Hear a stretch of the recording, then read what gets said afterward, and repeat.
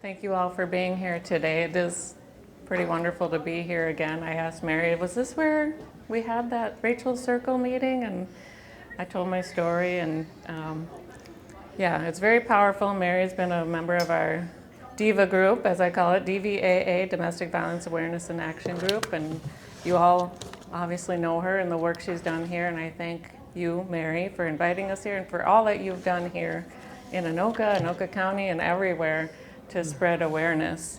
It was also really pleasant to drive up here this morning. I live in Corcoran, northern Hennepin County, and I went through Rogers and Dayton and came through. It's just beautiful, and this is my hometown area.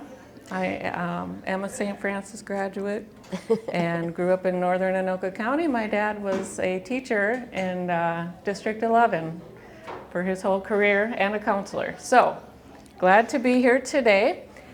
Today I'm here with Maria's Voice, and we educate everyone on the signs of domestic violence because prevention is possible, and it's possible if we know what we're looking for. So we're going to educate you all on the signs and tell you about Maria's Voice. And we say that domestic abuse prevention is our business, and it's your business too. So no longer do we have the, it's none of my business, because look where it's gotten us. Nowhere good, that's for sure.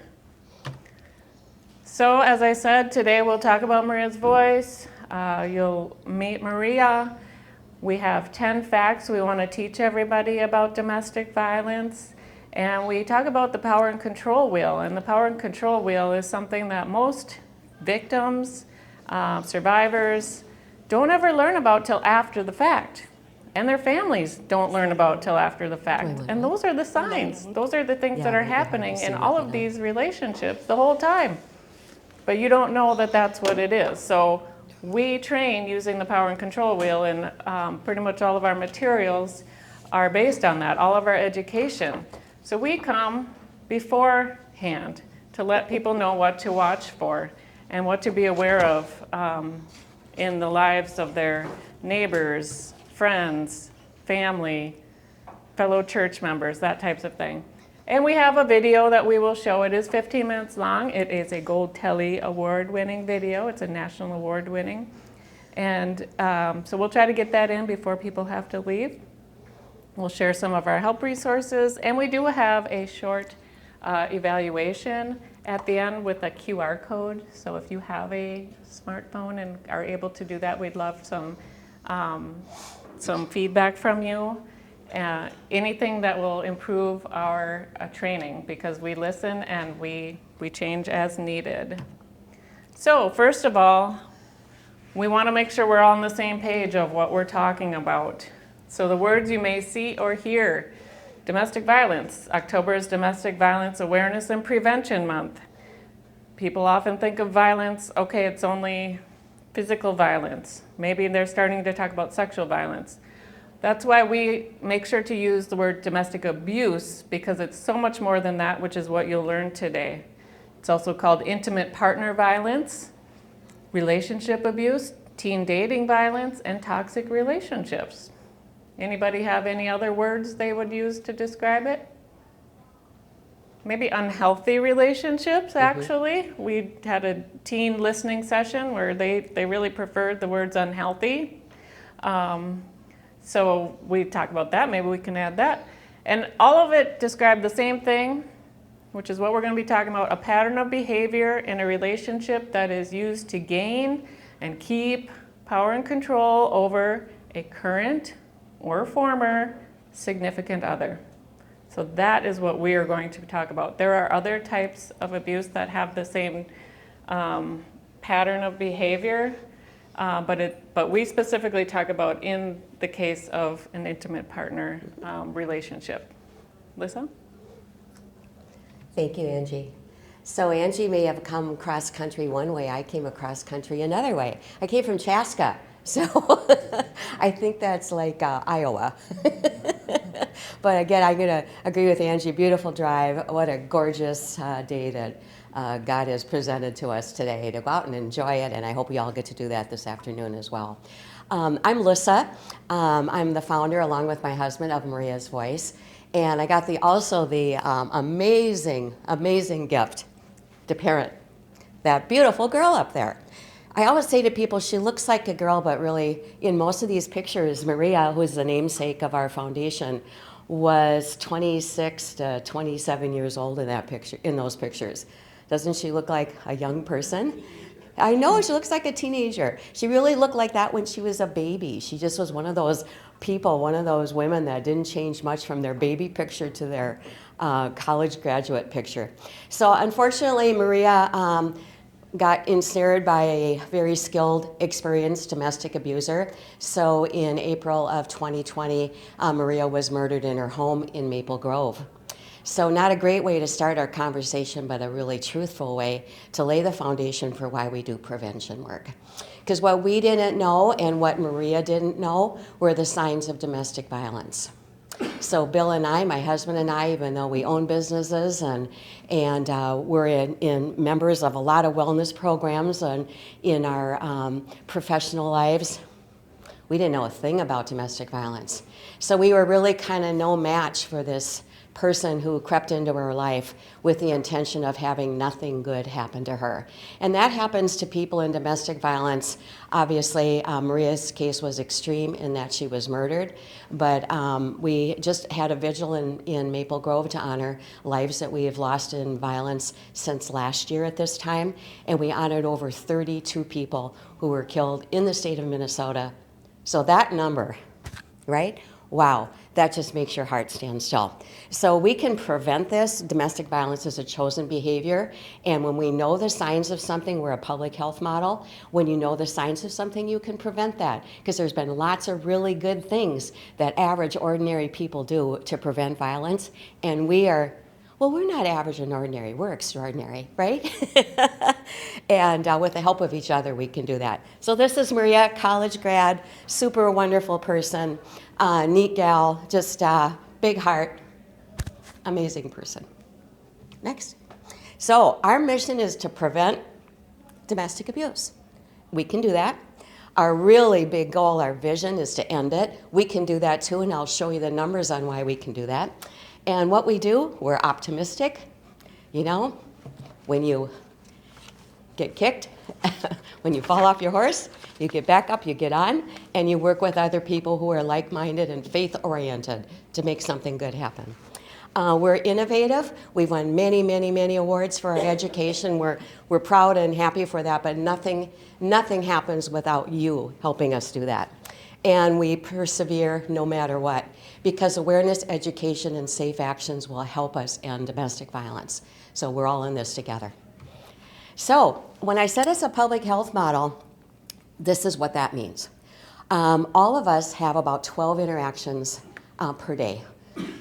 What about you, Pastor Mike? What about you?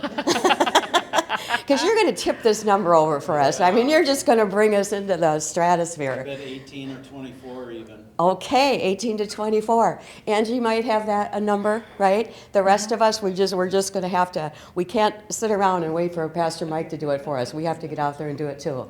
So when we learn something, we want to share that with other folks. We're tribal. We're like people at the campfire, you know, way, way, way back when we were learning how to make fire. We want to spread the good word. And so when we learn something, like today, we're going to learn the common signs of domestic violence. You're going to look for that in people that you know, your grandson, your nephew, your niece, your coworker, maybe somebody that you know that is in a home or an assisted living facility and might be kind of isolated. There's a lot of elder abuse. All of us can learn to recognize that sign as well. So when we interact with 12 people per day and have that new knowledge, we want to share it with other folks. We're on the lookout for things. We're all of a sudden really messengers of good, and our minds are tuned into, what are these signs that I'm supposed to notice? And then your brain says, what am I supposed to do about that? So Angie and I will talk about both of those things. So in essence, we have 4,380 interactions a year in which to notice the signs of domestic violence in our loved ones and people around us. So when we say we can prevent this, of course we can. It takes all of us, it takes a village, but we're good at that. Ange? So Angie's going to tell us about some facts that we should know as kind of a baseline education. Yes. So domestic violence is widespread and increasing. Unfortunately, it's something you'd think is starting to go down. People are being aware, but it's not. It is widespread and increasing. And in fact, 1 in 3 women, over 1 in 3 women, and 1 in 4 men in the U.S. have experienced rape, physical violence, and/or stalking by an intimate partner in their lifetime. And these figures don't include the psychological aggression that takes place, such as humiliating or controlling behaviors, which nearly 1/2 of all men and women in the U.S. report experiencing. So that's to be one of those signs to watch for.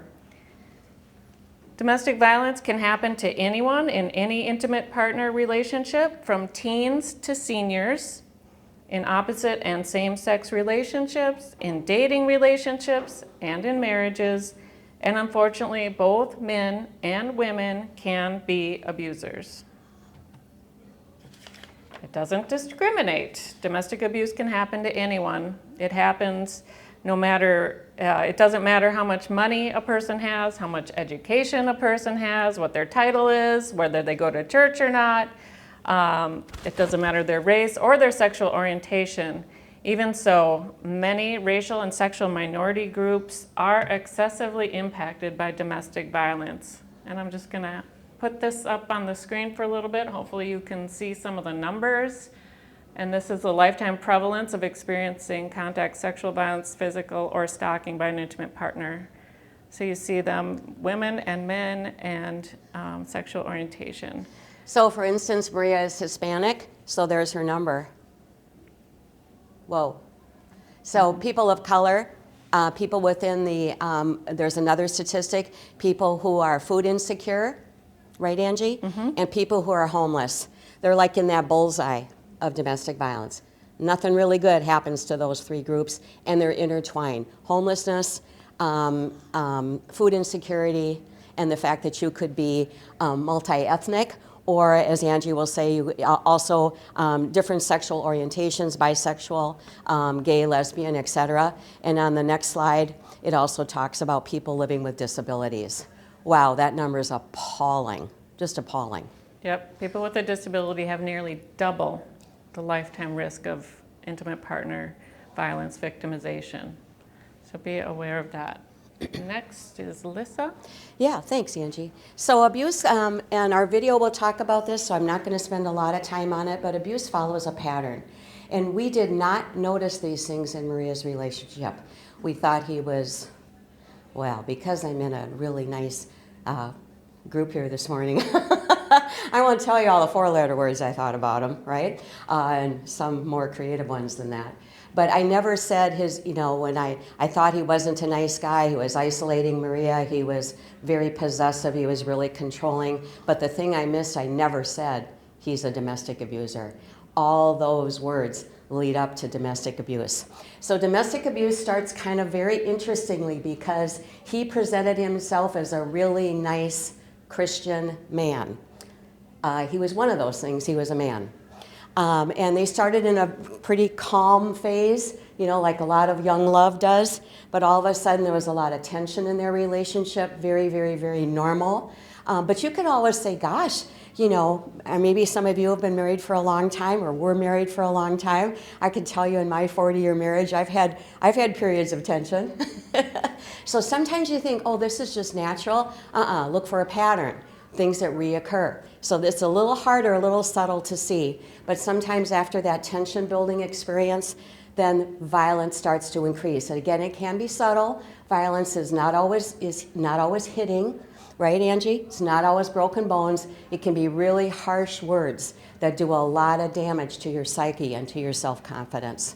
And then there's a makeup period. I'll never ever do that again. I love you. Here's flowers. Please forgive me. That's not really me. And which is not true. That is really them. And it starts all over again.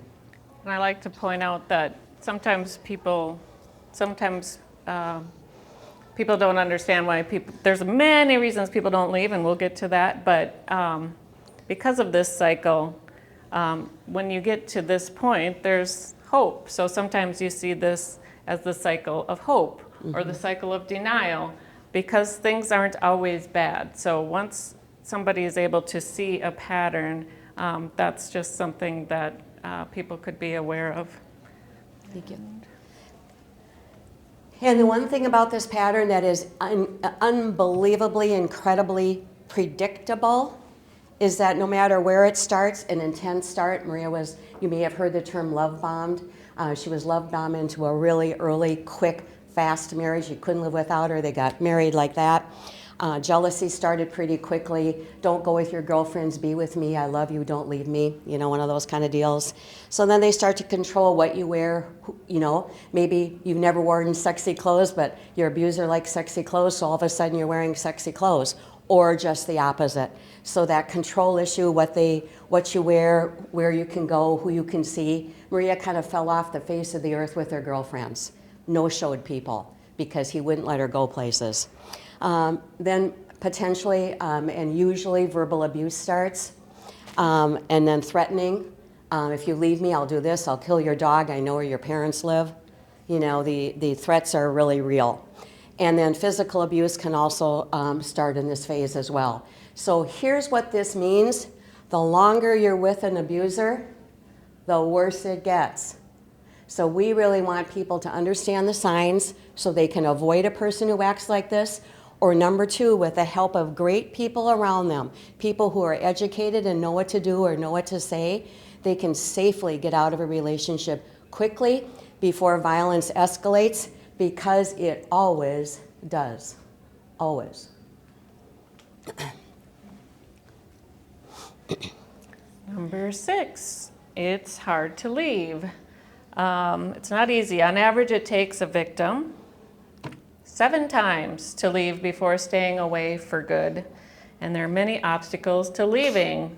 Does anybody have some ideas, some things you could share about reasons people have a hard time leaving? Children, yep. Perfect. Money. Housing. Transportation. Yep. Maybe they're scared. Yeah. Leaving is the most dangerous time, so they have reason for being fearful. As an abuser senses they're losing power, they'll often act in dangerous ways to regain control over their victim.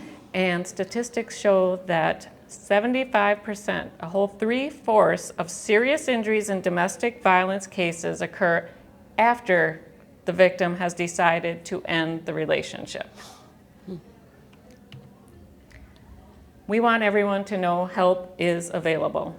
Help is available for anyone, whether it's for you or for the people around you that you care about, your friend, your coworker, your nephew. Help is available.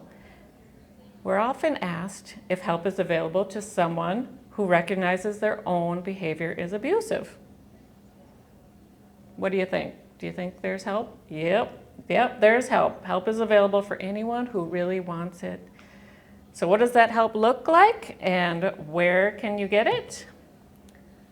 Help is available through helplines and shelters who offer a variety of resources, not just safe shelter. They can listen without judgment and answer questions. They can help create safety plans, assist with preparing and filing harassment restraining orders and orders of protection, and with matters that involve the criminal or civil court system, including accompanying a victim to court.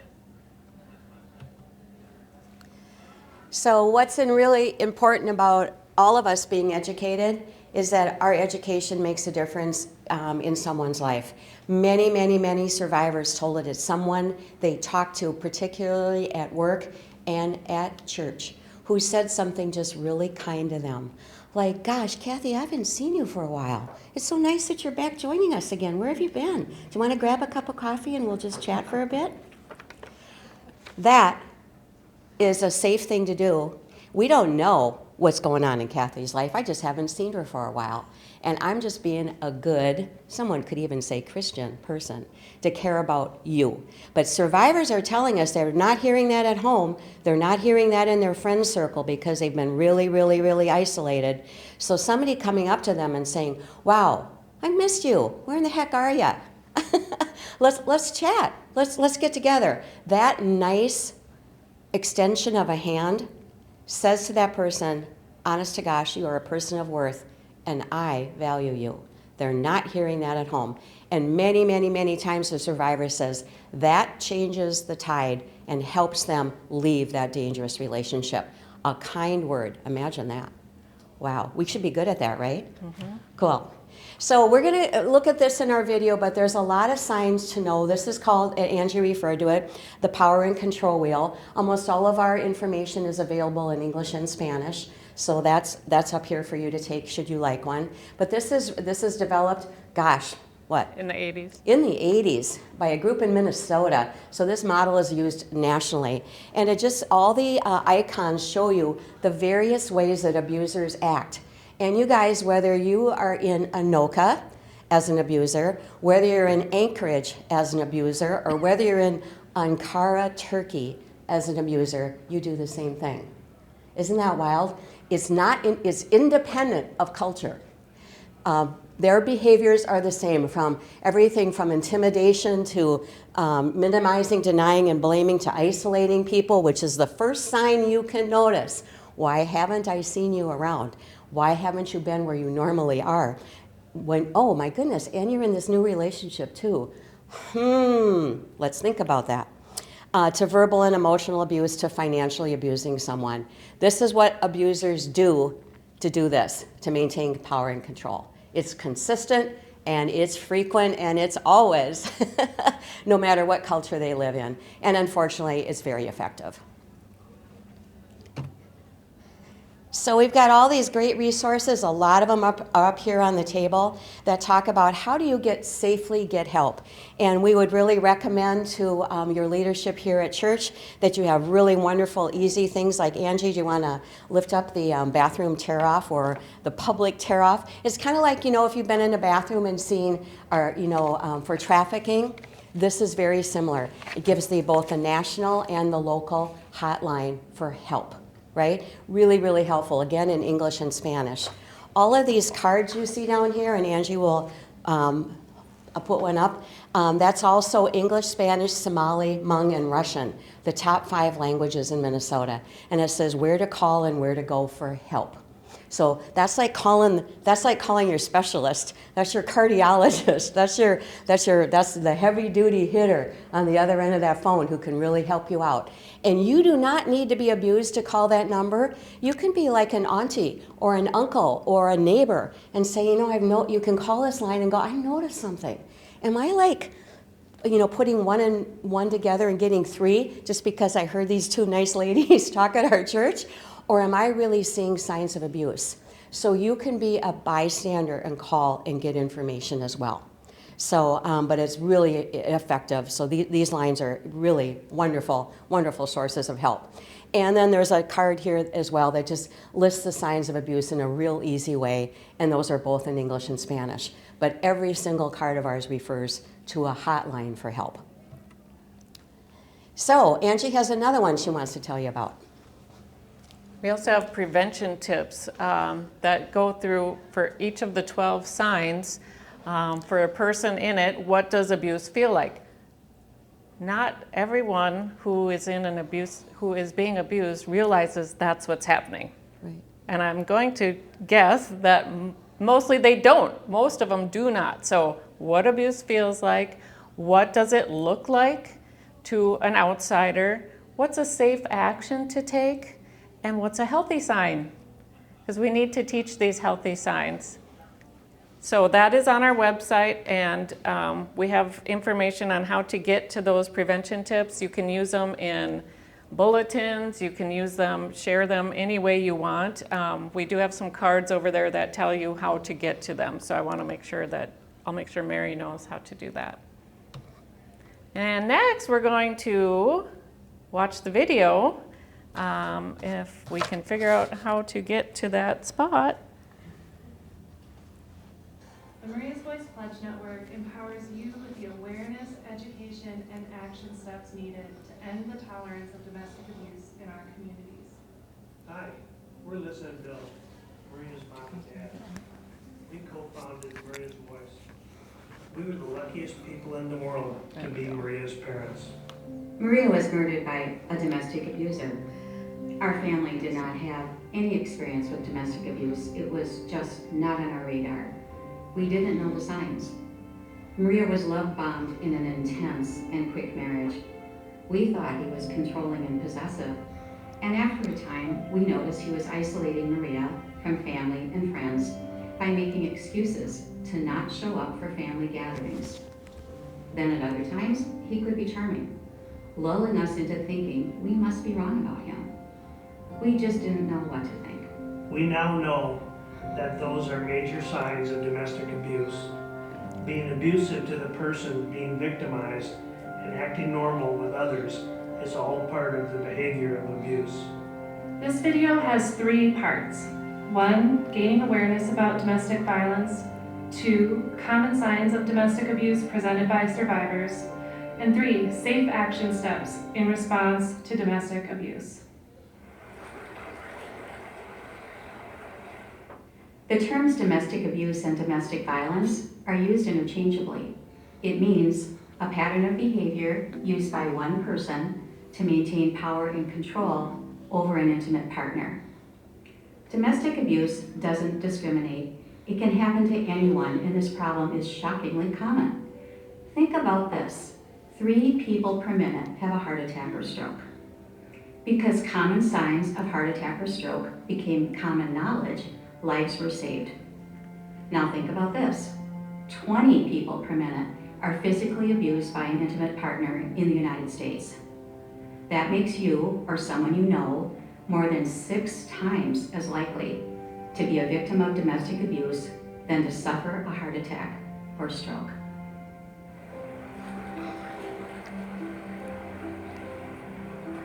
A misconception is that domestic abuse is only physical, but survivors tell us that there are many common signs of domestic abuse.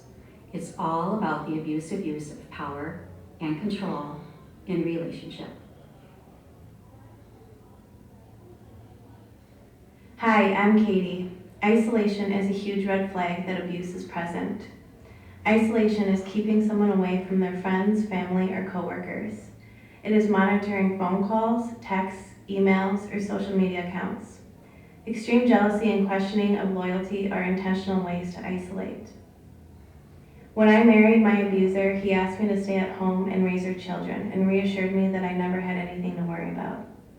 What I didn't realize at the time is that he was slowly isolating me and phasing me out of having any control or say in any financial matter.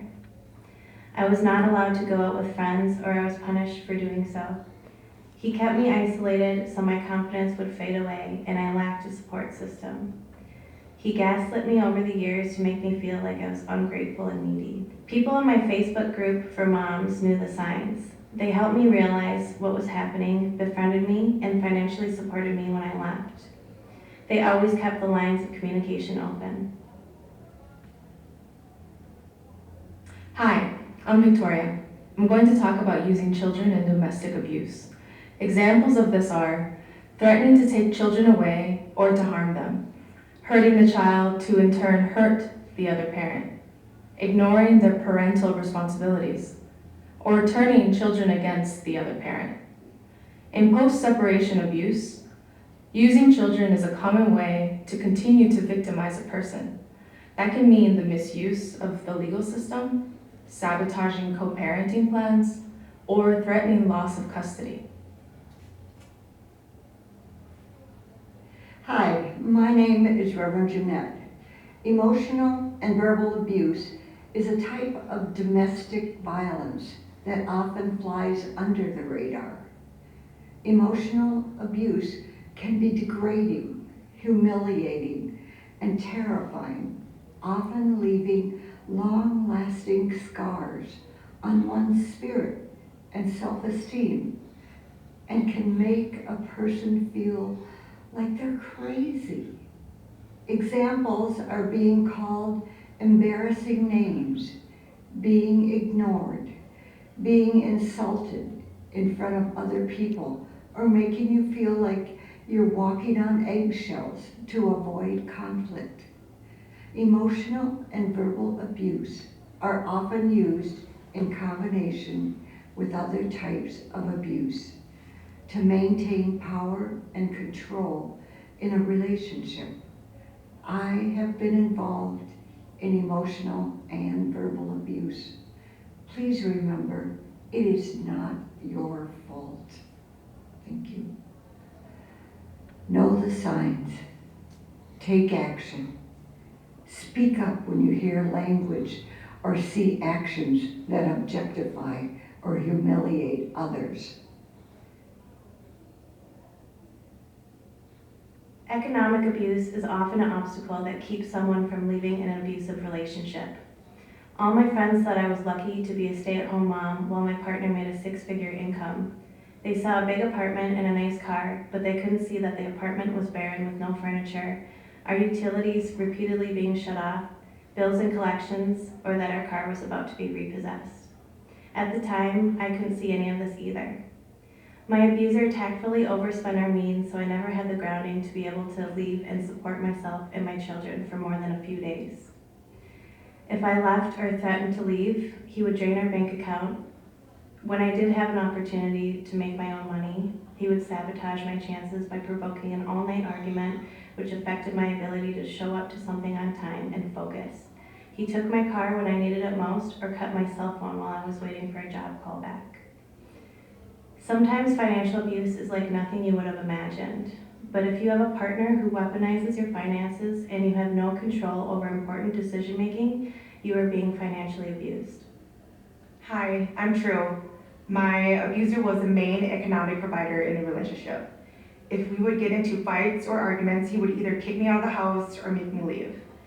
Because he paid for my phone and we shared the same bank account, he would take those items away from me. Then I would be scared to go and I wouldn't have no choice but to stay. Hi, I'm Mariah. Intimidation, coercion, and threats is meant to scare and control. It can be explosive outbursts like hitting the wall next to someone's head, destroying property, slashing tires, breaking your windshield, or threatening to hurt pets or members of your family. I remember a time when I told my abuser that I was going to leave him. He said he would kill my baby brother if I didn't stay. I was so scared because I felt like he would have, so I stayed. He would threaten to kill himself too, and I never wanted to be the reason why he would kill himself because of the guilt that I would have held. There was even a time he took the battery out of my car so I wouldn't leave, just in case I tried to sneak out while he was asleep, and I didn't know how to leave. Know the signs, take action, be aware of your own safety.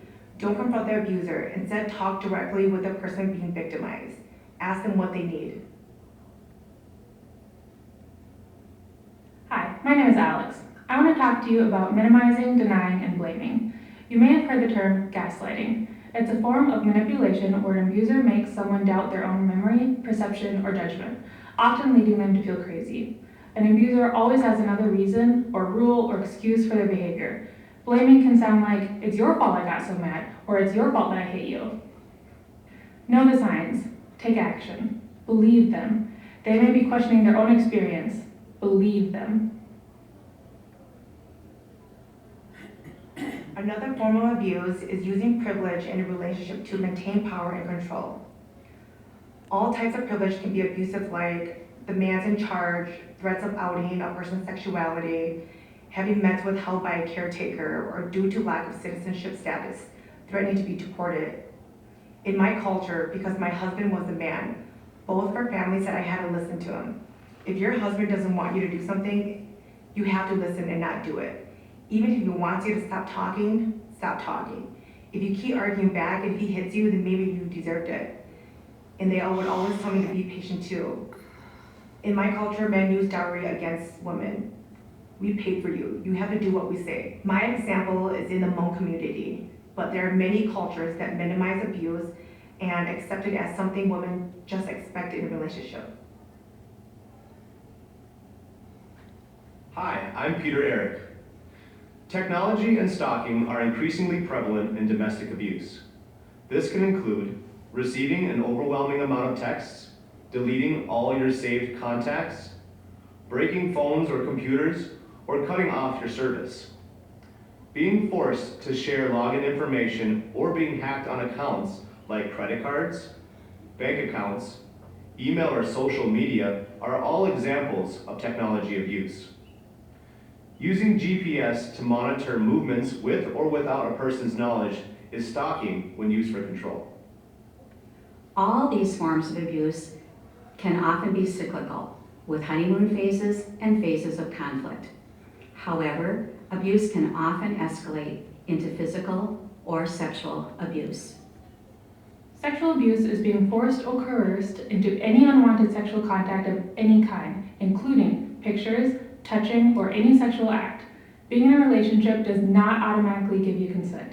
Because of a medical condition, having intercourse is painful for me. Finally, after years of doing it anyways, my therapist encouraged me to say no and stop having sex, at least for a time. My husband was aware of this and yet chose to minimize and deny the pain I was experiencing, even after we had many conversations about it. On several occasions, he would curse and guilt me into drinking, and sometimes I would black out. Feeling uncomfortable in my body the next day, I asked him if anything sexual had happened. When he confirmed, I stated that I thought we agreed not to and that I really didn't want to do it right now. He responded by blaming me, saying, "Well, it takes two to tango, and you seemed into it." Know the signs. My therapist helped me realize that this was sexual abuse. People often think physical abuse is the only sign of abuse. Actually, other forms of abuse often escalate to physical abuse. No matter the sign of abuse, it's never okay. To push, slap, pinch, hit, choke, pull hair, or use weapons are all forms of physical abuse.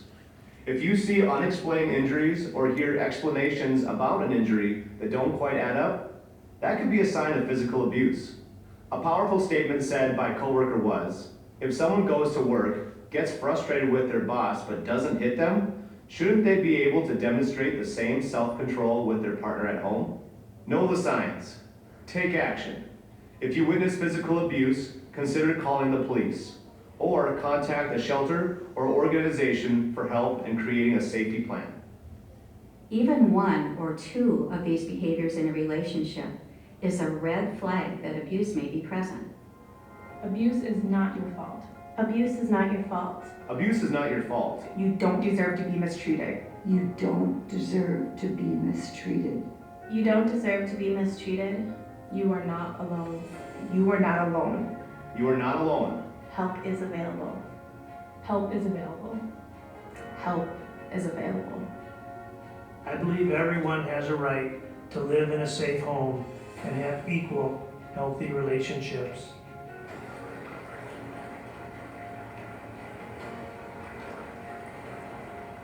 Here's how to support someone who may be experiencing domestic abuse. Remember, you're not here to tell them what to do. Your role is to empower them to make their own decisions. Be aware of your own safety. Don't confront the abuser. Instead, talk directly with the person being victimized. If you don't ask about it, who will? Don't be worried that you don't know someone well enough to ask. Ask them what they need. Give them the power to decide. Believe them. Keep all lines of communication open. They may not be ready to leave, but somehow stay connected with them.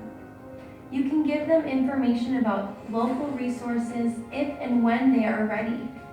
If you witness physical abuse, consider calling the police or a shelter or organization for help in creating a safety plan. Make common signs, common knowledge. Together, We can end domestic abuse.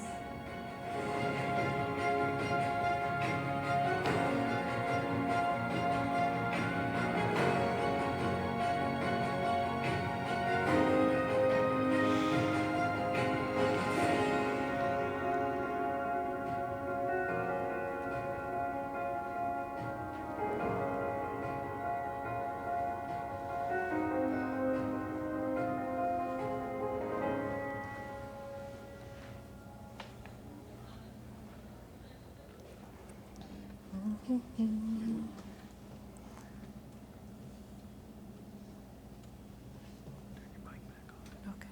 thank you. See if I can get back here. Turn this down too. Okay.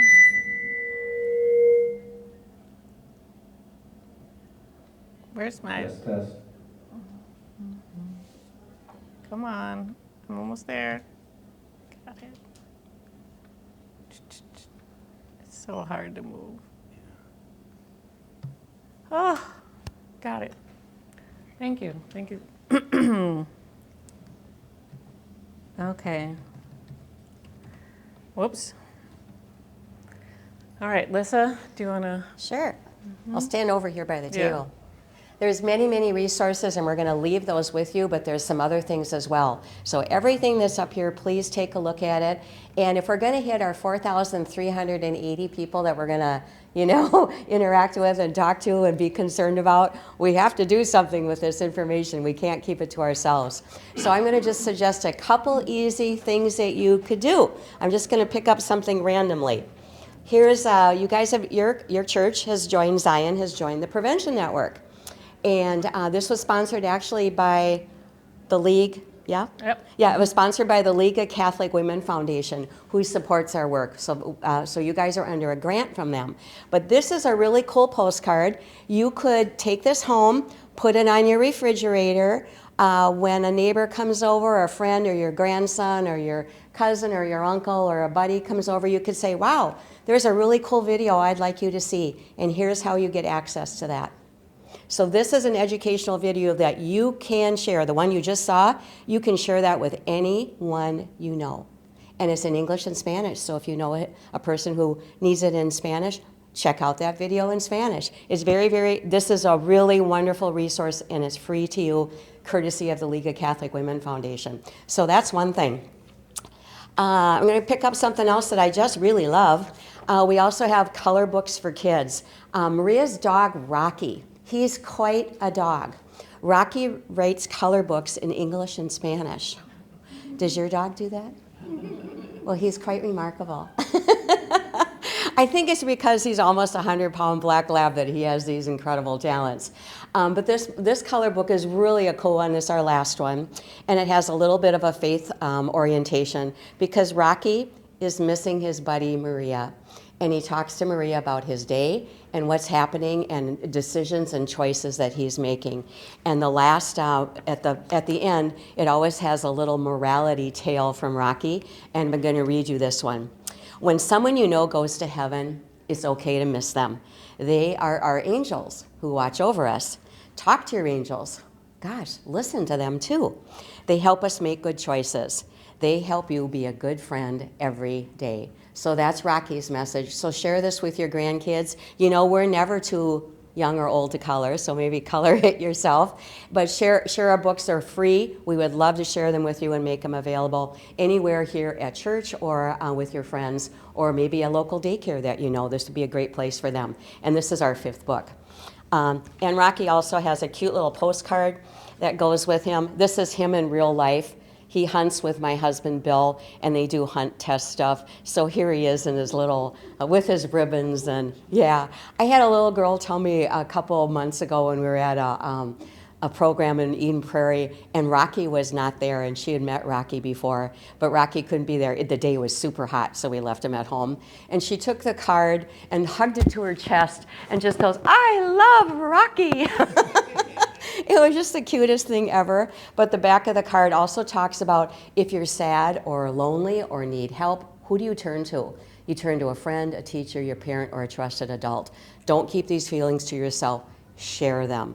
So it really helps kids to figure out, what do I do when I'm in a crisis? And we want kids to figure it out now rather than growing up to be a domestic abuser. Work out your feelings and share them with people. So these are great little cards. Angie, what else is up here that we should point out? You want to talk about Bold Voices, our latest? Yeah. Why don't you do that? Yeah, I'll hold it for you. Okay. So Bold Voices, we launched in May of this year, And Bold Voices is really real men, real talk. And it's men talking to men about their behaviors. And there's videos, we have a QR code on those that direct people to our website where we have the videos. They're actually on our YouTube channel too. Just guys saying, why didn't I say something? If I would have, here's what I could have said. And so, we really focus our work, especially over the last year, on what to say, because we realize people want to help. Sometimes it's none of my business might come as after someone's thought, oh my gosh, I want to do something, but I don't know what to do, I don't know what to say. So we are really focused on what to say.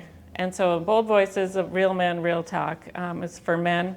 And on the back of it, very small letters, but hopefully you have some reading glasses and can do it in the bright light.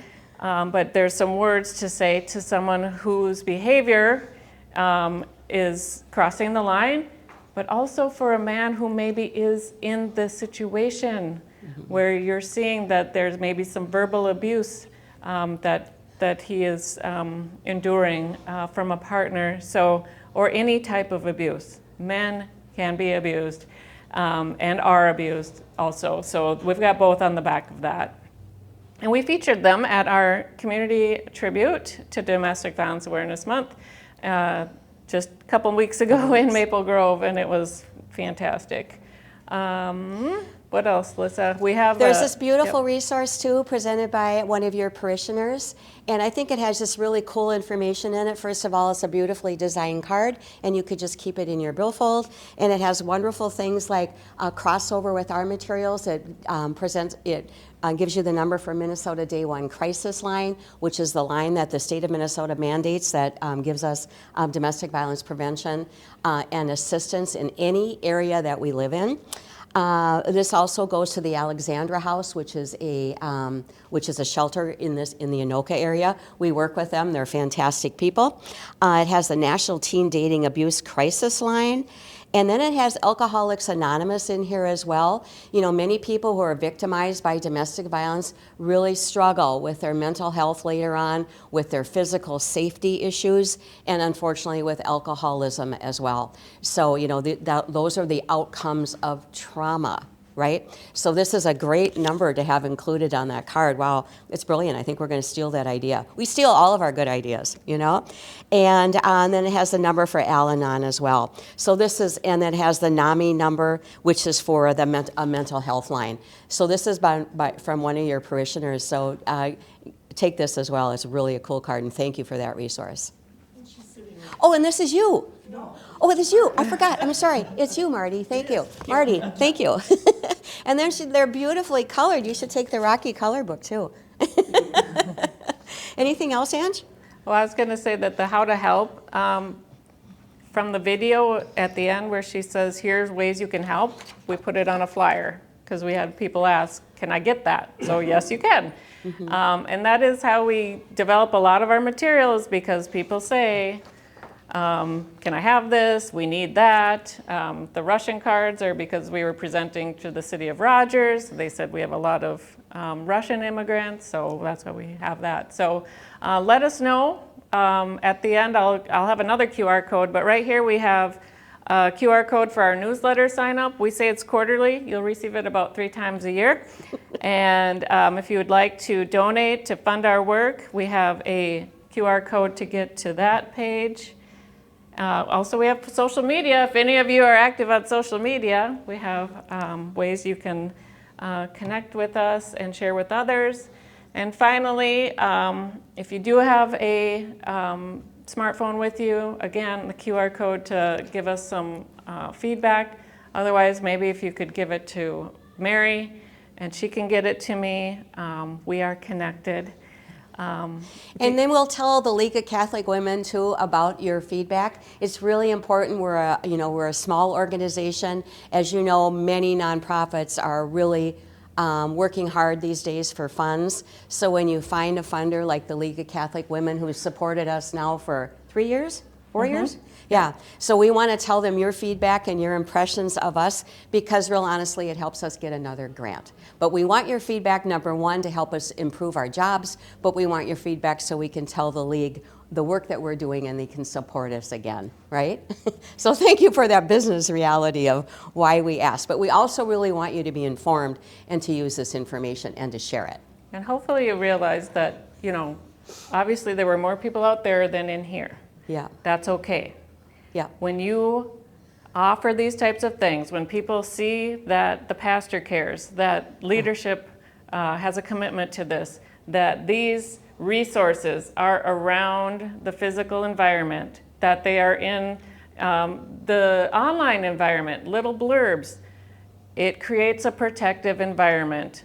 And that is one of 6 strategies that the CDC has to prevent intimate partner violence, creating these protective environments where people see that it's spoken about, that it's out there, that there's social support, that people care, that it is a safe spot. So it could take a person a year, it could take them 3 years, it could take them 10 years before they finally seek help, but they feel comfortable doing it because they know that they are safe and that there's a social support. There's so much shame and embarrassment and fear and so many things related to it. So just want to say thank you for having these and all of the resources available year-round, not just in October. We're really super happy to be here during this month, and I love it. But this happens all year long, so thank you so much for being wonderful partners in prevention and awareness. And Lissa and I can take any questions, and I'll bring, well, if you're nervous about it, I won't bring the microphone to you, but if you want the microphone to ask a question or have a comment, we're glad to do that now. Anything at all, an observation about the video or anything that you just might want to ask out of I'll curiosity? let Mary Yeah. start. Oh, Yeah. Oh, Oops. good. We got one. Oh, but Okay. I don't need a mic. On this form. Yes, ma'am. On this sheet, it lists Minnesota Day 1. What is that? That's the Minnesota hotline. So, and a lot of services are provided in geographic areas. So when you call them, and again, you can be a bystander and just say, I'm curious about something, I'm worried about something, I'm concerned about something. They might ask, where do you live? Because they're really working toward the end of the service, like what area do I give you resources in? But that is the state mandated hotline for help. Right, Nancy? Yes, so both the national, we include the national and the state hotline. Yeah. When somebody first calls, they will figure out who will be able to help them. Either they help at the time or they say, oh, you're in Anoka County. Yeah. We'll get you to Alexandra House. Yeah. Oh, you're in Corcoran. We'll get you to Cornerstone. Yeah. There are many shelters in Minnesota, and so they connect to the one that is the shelter that covers them. And again, it's not just for safe shelter. Yeah. And that is something we try to make sure everyone knows, along with the fact you read that it said crisis line. I try very hard to make sure people know it's a helpline because many people will not call. They do not believe they're in a crisis. And they aren't necessarily in a crisis. So just helpline, call for help. How many people want to call the ambulance? None of us want to call the ambulance. Well, I mean, some people do, but for the most part, people who really need it don't call it because that's scary, and it's super hard to call a helpline, especially if you don't think you're in crisis or a battered woman. So I just that's what we really, really try to get people to do is realize that help is available, and that's where it is. So it starts right there with these helplines that will get people to the right place. There's so many advocates, so many resources, so many people that do such a great job in this field. We just need to connect them. Perfect. And you guys have done just an amazing job this morning. And Oh, thank you. just the communication of all of it is masterful, how you've done this. And we just support that continuing, and I hope you all as I am to get this in little pieces. And, you know, it's just such a privilege to hear it all put together. And Thank you. Thank you for all the resources and for coming today. Oh, you're welcome. And thank you for doing all the work that you've done for years. I was so impressed to hear that. So thank you. Really appreciate that. Prevention does take all of us. It is everybody's business. And just one number that we had today, like 1 out of 3 women and 1 out of 4 men, that means over 1 million women in Minnesota are physically abused in their home or raped or stalked. 1 million women and almost 750,000 men. So we know somebody, you guys, whether you know it or not, whether you realize it or not, it's just math. We all know somebody. So thank you for really spreading the word and moving toward that 4,380 contacts that you can do to spread the message, because we can end domestic abuse. We can do that together. But thank you for your early work. We're really proud to be affiliated with you. Thanks. Thank you. Thanks, you guys.